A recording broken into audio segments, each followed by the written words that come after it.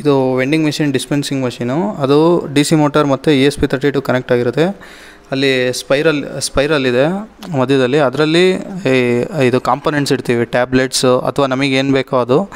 ಇದು vending machine dispensing machine. ಯಾವಾಗ dispense ಆಗುತ್ತೆ ಅಂದರೆ ಇಲ್ಲಿ ವೆಂಡಿಂಗ್ ಮಿಷಿನ್ DC ಮೋಟರಲ್ಲಿ ESP32 ಕನೆಕ್ಟ್ ಆಗಿರುತ್ತೆ. ಅದು ESP32 DC ಪವರ್ ಸಪ್ಲೈಗೆ ಡೈರೆಕ್ಟ್ ಕನೆಕ್ಟ್ ಆಗಿರುತ್ತೆ. ಯಾವಾಗ ನಾವು ಪೇಮೆಂಟ್ ಮಾಡ್ತೀವಿ, ಇಲ್ಲಿ ಪೇಮೆಂಟ್ ಮೆಥಡ್ ತೋರಿಸ್ತೀವಿ. ಆಮೇಲೆ ಈ ESP32 ಕನೆಕ್ಟ್ ಆದಾಗ ಯಾವಾಗ ಪೇಮೆಂಟ್ ಆಗುತ್ತಲ್ಲ ಆವಾಗ vending machine DC motor start ಆಗುತ್ತೆ. ಮೋಟರ್ ಸ್ಟಾರ್ಟ್ ಆದಾಗ ಸ್ಪೈರಲ್ಲು ಮೂವ್ ಆಗೋಕ್ಕೆ ಸ್ಟಾರ್ಟ್ ಆಗುತ್ತೆ. ಇವಾಗ ಏನಾದರೂ ಇಲ್ಲಿ ಮಧ್ಯದಲ್ಲಿದ್ದರೆ ಕೊನೆ ಈ ಥರ ಮಧ್ಯದಲ್ಲಿದ್ದರೆ ಅದು ಡೈರೆಕ್ಟ್ ಇಲ್ಲಿ ಬರುತ್ತೆ. ಈ ಡೈರೆಕ್ಟ್ ಇಲ್ಲಿ ಬಂದಾಗ ಅಲ್ಲಿ ಈ ಥರ ಕಾಂಪೊನೆಂಟ್ಸ್ ಇಟ್ಟಿರ್ತೀವಿ. ಇಲ್ಲಿ ಫಾರ್ ಎಕ್ಸಾಂಪಲ್ ಬೋರ್ಡ್ ಇಟ್ಟಿದ್ದೀವಿ, PCB ಬೋರ್ಡು. ಆವಾಗ ಒಂದು ನಿಮಿಷ ಈಗ ಪವರ್ ಸಪ್ಲೈ ಆನ್ ಮಾಡಿದಾಗ DC ಮೋಟರ್ ಆನ್ ಆಯಿತು. ESP32 ಕನೆಕ್ಟ್ ಆದಾಗ ಅದು ಕಾಂಪೊನೆಂಟ್ ಡಿಸ್ಪೆನ್ಸ್ ಆಗೋದು ತೋರಿಸ್ತಿದ್ದೀವಿ ಇಲ್ಲಿ. ಈಗ ಡಿಸ್ಪೆನ್ಸ್ ಆಯಿತು. ಇದು ಕಾಂಪೊನೆಂಟ್ ಡಿಸ್ಪೆನ್ಸ್ ಆಗಿದೆ. ಈಗ ಇದು ಕ್ಲೋಸ್ ಇರುತ್ತೆ, ನಾವು ತೋರ್ಸೋಕ್ಕೋಸ್ಕರ ಓಪನ್ ಮಾಡಿರ್ತೀವಿ. ಈಗ ಇಲ್ಲಿ ಕಾಂಪೊನೆಂಟ್ ತಗೊಳಕ್ಕೋಸ್ಕರ ಸ್ವಲ್ಪ ಜಾಗ ಮಾಡಿರ್ತೀವಿ, ಕೈ ಹಾಕೋಷ್ಟು. ಆವಾಗ ಹಿಂಗೆ ತಗೋಬೋದು. This is example.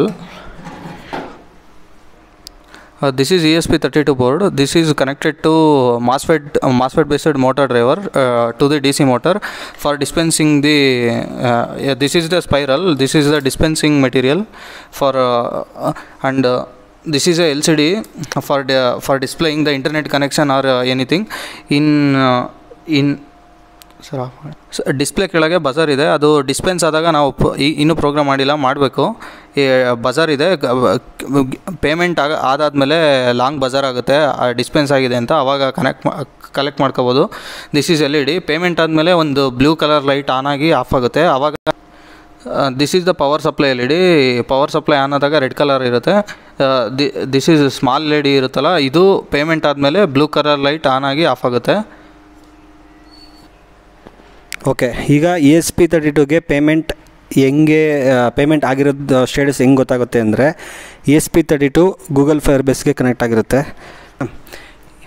ಇಲ್ಲೇನಿದೆ ಇದು ಗೂಗಲ್ ಫೈರ್ಬೇಸಲ್ಲಿ ನಾವು ಪ್ರಾಜೆಕ್ಟ್ ಕ್ರಿಯೇಟ್ ಮಾಡಿರೋದು. Example zolkenautomation.firebase.io.com.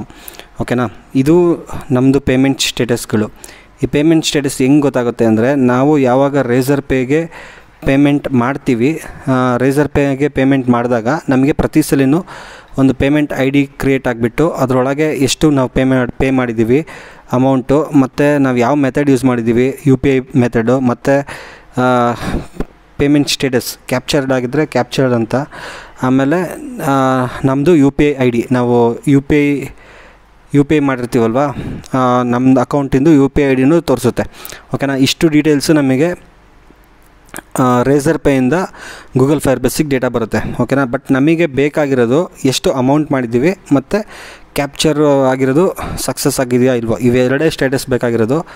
ಹಂಗಾಗಿ ನಾವಿವಾಗ ಇದನ್ನು ಫಸ್ಟು ನಾವು ಕ್ರಿಯೇಟ್ ಮಾಡಿರೋ ಪ್ರಾಜೆಕ್ಟ್ನ ಗೂಗಲ್ ಫೈರ್ಬೇಸಿಂದ ರೇಸರ್ ಪೇಗೆ ಲಿಂಕ್ ಮಾಡಬೇಕು. ಓಕೆನಾ, ಅದು ನೆಕ್ಸ್ಟು ನೋಡೋಣ. ಓಕೆ, ರೇಸರ್ ಪೇಗೆ ನಮ್ಮದು ಫೈರ್ಬೇಸ್ ಪ್ರಾಜೆಕ್ಟ್ನ ಲಿಂಕ್ ಮಾಡೋಕ್ಕೆ ಫಸ್ಟು ಇದು URLನ ಕಾಪಿ ಮಾಡ್ಕೊಬೇಕು.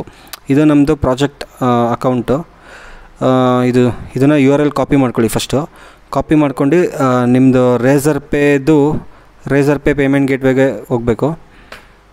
ಓಕೆನಾ, ರೇಸರ್ ಪೇ ಪೇಮೆಂಟ್ ಗೇಟ್ವೇಯಲ್ಲಿ ಇಲ್ಲಿ ಅಕೌಂಟ್ ಆ್ಯಂಡ್ ಸೆಟ್ಟಿಂಗ್ಸ್ ಅಂತಿದೆ. ಅಕೌಂಟ್ ಆ್ಯಂಡ್ ಸೆಟ್ಟಿಂಗ್ಸಿಗೆ ಹೋಗಿ. ಓಕೆ, ಆಮೇಲೆ ಇದು ನಿಮಗೆ ಮಲ್ಟಿಪಲ್ ಮೆಥಡ್ ಇದೆ. ನೀವು ವೆಬ್ಸೈಟ್ ಡಿಸೈನ್ ಮಾಡ್ತಿದ್ರೆ ಬೇರೆ ಮೆಥಡ್ ಯೂಸ್ ಮಾಡ್ಬೋದು. ಆ್ಯಂಡ್ರಾಯ್ಡ್ ಅಪ್ಲಿಕೇಶನಿಗೆ ಬೇರೆ, iOS ಅಪ್ಲಿಕೇಶನಿಗೆ ಬೇರೆ ತುಂಬ ಆಪ್ಷನ್ಸ್ ಇದೆ. ಬಟ್ ನಾವು ಇದನ್ನು ಹಾರ್ಡ್ವೇರಿಗೆ ಕನೆಕ್ಟ್ ಮಾಡಬೇಕು. ಅದಕ್ಕೋಸ್ಕರನೇ ನಾವು ಇನ್ನು ಮೂರನೇ ಮೆಥಡ್ ಏನಿದೆ ವೆಬ್ಬುಕ್ಸ್, ಇದನ್ನು ಯೂಸ್ ಮಾಡ್ತಿದ್ದೀವಿ. ಓಕೆನಾ, ವೆಬ್ಬುಕ್ಕಿಗೆ ನಾನು ಕ್ಲಿಕ್ ಮಾಡಿದೆ.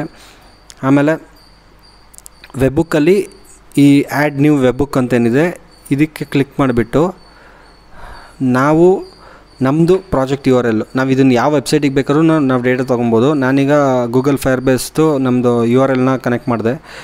ಆಮೇಲೆ ನಮಗೆ ಅದು ಯಾವಾಗ ನೋಟಿಫಿಕೇಷನ್ ಬರಬೇಕು ಅಂದರೆ ಪೇಮೆಂಟ್ ಕ್ಯಾಪ್ಚರ್ ಆದಾಗ, ಅಂದರೆ ಪೇಮೆಂಟ್ ಸಕ್ಸಸ್ ಆದಾಗ ನಮಗೆ ಅದರದ್ದು ಕಂಪ್ಲೀಟ್ ಡೀಟೇಲ್ಸ್ ನಮಗೆ ಬೇಕು, ಇದಕ್ಕೆ ಕಳಿಸ್ಬೇಕು. ಅದಕ್ಕೋಸ್ಕರ ನಾನು ಪೇಮೆಂಟ್ ಕ್ಯಾಪ್ಚರ್ ಅಂತ ಸೆಟ್ ಮಾಡ್ಕೊತೀನಿ. ಇದನ್ನು ನಾನು ಮಲ್ಟಿಪಲ್ ವೆಬ್ ಬುಕ್ಸ್ ಯೂಸ್ ಮಾಡ್ಕೊಂಡು ಪೇಮೆಂಟ್ ಫೇಲ್ ಆದಾಗಲೂ ಆ ಡೀಟೇಲ್ನ ತೊಗೊಳ್ಳೋ ಥರ ಮಾಡ್ಬೋದು. ಬಟ್ ನನಗೆ ಈಗ ಸದ್ಯಕ್ಕೆ ಪೇಮೆಂಟ್ ಕ್ಯಾಪ್ಚರ್ ಅಷ್ಟೇ ಸಾಕಾಗಿರೋದು. ಅದಕ್ಕೋಸ್ಕರನೇ ಪೇಮೆಂಟ್ ಕ್ಯಾಪ್ಚರ್ ಇದನ್ನು ನಾನು ವೆಬ್ ಬುಕ್ನ ಕ್ರಿಯೇಟ್ ಮಾಡ್ತಿದ್ದೀನಿ. ಓಕೆನಾ, ಇದು ಜಸ್ಟ್ ಕ್ರಿಯೇಟ್ ವೆಬ್ ಬುಕ್ ಅಂತ ಕೊಡಿ. ಇದೆಲ್ಲ ಮಲ್ಟಿಪಲ್ ವೆಬ್ ಬುಕ್ಸ್ ನಾನು ಬೇರೆ ಇದಕ್ಕಿಂತ ಮುಂಚೆ ನಾನು ಕ್ರಿಯೇಟ್ ಮಾಡಿರೋದು. ಈಗ ನಾವು ಆ್ಯಡ್ ಮಾಡಿದ್ದು ಇದು ಲಾಸ್ಟು. ಓಕೆ, 3:44 PM ಇದು. ಈಗ ನನಗೆ ಏನಾಗುತ್ತೆ, ಈಗ ನನಗೆ ಯಾವಾಗ ನನಗೊಂದು QR ಕೋಡ್ ಕ್ರಿಯೇಟ್ ಮಾಡ್ತೀನಿ. QR ಕೋಡಲ್ಲಿ ಮಲ್ಟಿಪಲ್ ಟೈಪ್ಸ್ QR ಕೋಡ್ ಇದೆ. ಸ್ಟ್ಯಾಟಿಕ್, ಡೈನಾಮಿಕ್ ಮತ್ತು ಸ್ಟ್ಯಾಟಿಕಲ್ಲೂ 2 ಟೈಪು, ಫಿಕ್ಸ್ಡ್ ಅಮೌಂಟು ಮತ್ತು ಇಲ್ಲ ಜಸ್ಟ್ ಅದೇ URL. ಓಕೆನಾ, ಈಗ ನಾನು ಕ್ರಿಯೇಟ್ QR ಕೋಡ್ ಕೊಡ್ತಿದ್ದೀನಿ. ಈಗ ನಮ್ಮ ಅಪ್ಲಿಕೇಶನಲ್ಲಿ ನಾವು 10 ರೂಪಿ, 20 ರೂಪಿ ಈ ಥರ QR ಕೋಡ್ನ ಜನ್ರೇಟ್ ಮಾಡಬೇಕು. ಓಕೆ, ಅದು ವೆಂಡಿಂಗ್ ಮಿಷಿನ್ ಆಗಿರೋದ್ರಿಂದ ಮಲ್ಟಿಪಲ್ ಪೇಮೆಂಟ್ಸ್. ಸಿಂಗಲ್ ಪೇಮೆಂಟ್ ಅಂದರೆ ನಾವು ಏನಾದರೂ ಪರ್ಟಿಕ್ಯುಲರ್ ಬಿಲ್ ಮಾಡಿದ್ರೆ ಸಿಂಗಲ್ ಪೇಮೆಂಟ್ ಮಾಡ್ಬೋದು. ಬಟ್ ನಮ್ಮದಿಲ್ಲಿ ಮಲ್ಟಿಪಲ್ ಪೇಮೆಂಟ್ಸ್ ಮಾಡಬೇಕು. ಅದಕ್ಕೋಸ್ಕರನೇ ಮಲ್ಟಿಪಲ್ ಪೇಮೆಂಟ್ ಸೆಲೆಕ್ಟ್ ಮಾಡ್ತೀನಿ. ನಮ್ಮದು ಅಮೌಂಟ್ ಫಿಕ್ಸ್ ಆಗಿರಬೇಕು, ರ್ಯಾಂಡಮ್ ಪೇಮೆಂಟ್ ಕೊಡಬಾರ್ದು. ಫಿಕ್ಸ್ ಅಮೌಂಟಿಗೆ accept only fixed amount on this QR. Yes ಕೊಡ್ತೀನಿ. ನಾನು ಪೇಮೆಂಟ್ ಎಷ್ಟು ಬೇಕಾದರೂ ಫಿಕ್ಸ್ ಮಾಡ್ಬೋದು. ಈಗ ನಾನು 1000 ರೂಪಿ ಸೆಟ್ ಮಾಡೋದು ತೋರಿಸ್ತೀನಿ. ಇದು 1000 ರೂಪಿ ಸೆಟ್ ಮಾಡಿದ್ದೀನಿ. ಇಲ್ಲಿ ನಾವು ಏನು ಬೇಕಾದರೂ ಇದು ಮಾಡ್ಬೋದು, ಏನು ಬೇಕಾದ್ರೂ ಸೆಟ್ ಮಾಡ್ಬೋದು.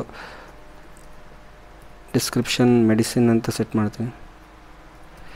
ಓಕೆ, ಈಗ ಯಾರೇ ಸ್ಕ್ಯಾನ್ ಮಾಡಿದ್ರು ಇದು 1000 ರೂಪಿ ಫಿಕ್ಸು. ಅದಕ್ಕಿಂತ ಜಾಸ್ತಿನೂ ಹಾಕೋಕ್ಕಾಗಲ್ಲ, ಕಮ್ಮಿನೂ ಹಾಕೋಕ್ಕಾಗಲ್ಲ. ಜಸ್ಟ್ 1000 ರೂಪಿ ಅಂತ ತೋರಿಸ್ತಿದೆ. ಈಗ ಕ್ರಿಯೇಟ್ QR ಕೋಡ್. ಓಕೆನಾ, ಈ QR ಕೋಡ್ ಈಗ ಜನ್ರೇಟ್ ಆಗಿದೆ. ಓಕೆ, QR ಕೋಡ್ ಜನ್ರೇಟ್ ಆಗಿದೆ. ಇಲ್ಲಿ ಡಿಸ್ಕ್ರಿಪ್ಷನಲ್ಲಿ ಮೆಡಿಸಿನ್ ಅಂತಿದೆ. ಆಮೇಲೆ ಈ QR ಕೋಡ್ನ ನಾವು ಪ್ರಿಂಟ್ ಮಾಡಿಸ್ಕೊಂಡ್ಬಿಟ್ಟು ವೆಂಡಿಂಗ್ ಮಿಷಿನ್ ಮೇಲೆ ಸ್ಟಿಕ್ ಮಾಡಬೇಕು. ಆಮೇಲೆ ಈಗ ನಾವು ಈಗ 1000 ರೂಪಿ QR ಕೋಡ್ ಇದೇನಿದೆ, ಈಗ ಸ್ಕ್ಯಾನ್ ಮಾಡಿದ್ರೆ 1000 ರೂಪಿ ತೋರಿಸುತ್ತೆ. ಇದನ್ನು ಪೇಮೆಂಟ್ ಮಾಡಿದ್ರೆ ನಮಗೆ ರೇಸರ್ ಪೇಯಿಂದ ಫೈರ್ಬೇಸಿಗೆ ಡೇಟಾ ಹೋಗುತ್ತೆ. ಓಕೆನಾ, ನಾನೀಗ 1 ರೂಪಿ QR ಕೋಡ್ ಮತ್ತೆ ಕ್ರಿಯೇಟ್ ಮಾಡ್ತಿದ್ದೀನಿ.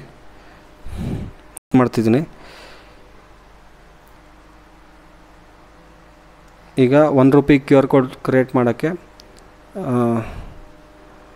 ಕ್ರಿಯೇಟ್ QR ಕೋಡು.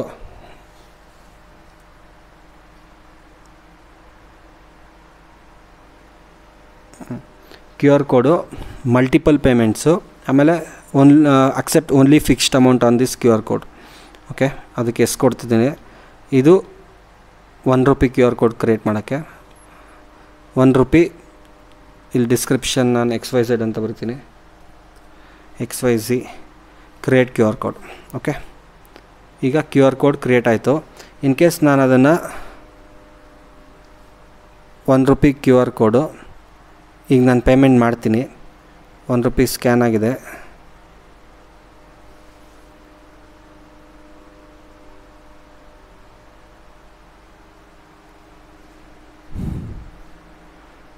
ಇದು ಪೇಮೆಂಟ್ ಆಯಿತು. ಪೇಮೆಂಟ್ ಆಗಿದ ತಕ್ಷಣ ನನಗೆ ಗೂಗಲ್ ಫೈರ್ಬೇಸಲ್ಲಿ ಅದರ ಡೇಟಾ ಬರುತ್ತೆ.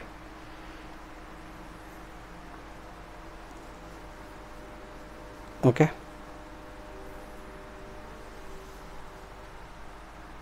ಲಾಸ್ಟ್ ಡೇಟಾ ಇದು ಪೇಮೆಂಟ್ ಕ್ಯಾಪ್ಚರ್ಡು. ಇದು ಕ್ರಿಯೇಟೆಡ್ ಅಟ್ ಇದು ನೆಕ್ಸ್ಟ್ ಟೈಮಿಂಗ್ ಬರುತ್ತೆ. ಮತ್ತು ಪೇಲೋಡಲ್ಲಿ ಪೇಮೆಂಟ್ ರಿಲೇಟೆಡ್ ಡೇಟಾ ಎಲ್ಲ ಇರುತ್ತೆ. ಅದರಲ್ಲಿ ಲಾಸ್ಟಿಗೆ ಹೋದರೆ UPI ID ಇದೆ. ಈ ಅಕೌಂಟಿಂದ ನಾವು ಟ್ರಾನ್ಸ್ಫರ್ ಮಾಡಿದ್ದು. ಓಕೆ, ಆಮೇಲೆ ಸೇಮ್ ನಮಗೆ ಈ ರಿಯಲ್ ಟೈಮ್ ಡೇಟಾಬೇಸಿಂದ ನಾವು ESP32ಗೆ ESP32 ಯೂಸ್ ಮಾಡ್ಕೊಂಡು ಕಂಟಿನ್ಯೂಸ್ ರೀಡ್ ಮಾಡ್ತಿರ್ತೀವಿ. ಯಾವಾಗ ಪೇಮೆಂಟ್ ಸಕ್ಸಸ್ ಆಗುತ್ತೆ, ಸಕ್ಸಸ್ ಆದಾಗ ನಾವು ಡಿಸ್ಪೆನ್ಸ್ ಮಾಡ್ತೀವಿ. ಡಿಸ್ಪೆನ್ಸ್ ಮಾಡಿದ್ಮೇಲೆ ಈ ಪೇಮೆಂಟ್ ಸ್ಟೇಟಸ್ ಏನಿರುತ್ತೆ ಇದನ್ನು ಡಿಲೀಟ್ ಮಾಡಿಬಿಡ್ತೀವಿ. ಇದು ಕಂಟ್ರೋಲರೇ ಡಿಲೀಟ್ ಮಾಡುತ್ತೆ ಆಟೋಮೆಟಿಕ್. ಓಕೆ, ಆಮೇಲೆ ಪ್ರೀವಿಯಸ್ ಪೇಮೆಂಟ್ ಹಿಸ್ಟ್ರಿ ಎಲ್ಲ ಇದು ಇನ್ನೊಂದು ವೇರಿಯೇಬಲಲ್ಲಿ ಸ್ಟೋರ್ ಆಗ್ತಿರುತ್ತೆ. ಇದು ಇನ್ನೊಂದು ಫೀಲ್ಡು ಇದರಲ್ಲಿ ಸ್ಟೋರ್ ಆಗಿರುತ್ತೆ. ಬಟ್ ಹೊಸ್ದಾಗಿ ಪೇಮೆಂಟ್ ಬರೋದಕ್ಕೆ ಇಲ್ಲೊಂದು ಪೇಮೆಂಟ್ ವೆಂಡಿಂಗ್ ಅಂತಿದೆ, ಅದರಲ್ಲಿ ಸ್ಟೇಟಸ್ ಅಪ್ಡೇಟ್ ಆಗುತ್ತೆ. ಅದು ESP32 ಇಂದ ಮಾನಿಟರ್ ಮಾಡ್ತಿರ್ತೀವಿ ಅಷ್ಟೇ. ಆಮೇಲೆ ಯಾವಾಗ ಪೇಮೆಂಟ್ ಆಯಿತು, ಪೇಮೆಂಟ್ ಆದಾಗ ನಾವು ಮೋಟರ್ನ ಆನ್ ಮಾಡ್ತೀವಿ. ಮೋಟರ್ ಎಲ್ಲಿ ತನಕ ಆನ್ ಮಾಡ್ತೀವಿ ಅಂದರೆ ಅದು ಏನು ಐಟಮ್ ಏನಿದೆ, ಐಟಮ್ ಡಿಸ್ಪೆನ್ಸ್ ಆಗಬೇಕಾದ್ರೆ ಫೀಡ್ಬ್ಯಾಕಿಗೆ ಅಂತ ಒಂದು IR ಸೆನ್ಸರ್ ಕನೆಕ್ಟ್ ಮಾಡಿರ್ತೀವಿ. IR ಸೆನ್ಸರ್ ಡಿಟೆಕ್ಟ್ ಮಾಡಿದ ತಕ್ಷಣ ಮೋಟರ್ನ ಡಿಸ್ಪೆನ್ಸಿಂಗ್ ಸ್ಟಾಪ್ ಮಾಡ್ತೀವಿ. IR ಸೆನ್ಸರು ಡಿಸ್ಪೆನ್ಸ್ ಆಗಿದೆ ಅಂತ ಫೀಡ್ಬ್ಯಾಕ್ ಕೊಡುತ್ತೆ. ಫೀಡ್ಬ್ಯಾಕ್ ಕೊಟ್ಟಾಗಲೇ ಸ್ಟಾಪ್ ಮಾಡ್ತೀವಿ. ಆಮೇಲೆ ಕೊಟ್ಬಿಟ್ಟು ಅದೇನು ಸ್ಟೇಟಸ್ ಇತ್ತು ಪೇಮೆಂಟ್ ರಿಲೇಟೆಡು ಅದನ್ನೆಲ್ಲ ಡಿಲೀಟ್ ಮಾಡಾಕ್ತೀವಿ ಅಷ್ಟೇ.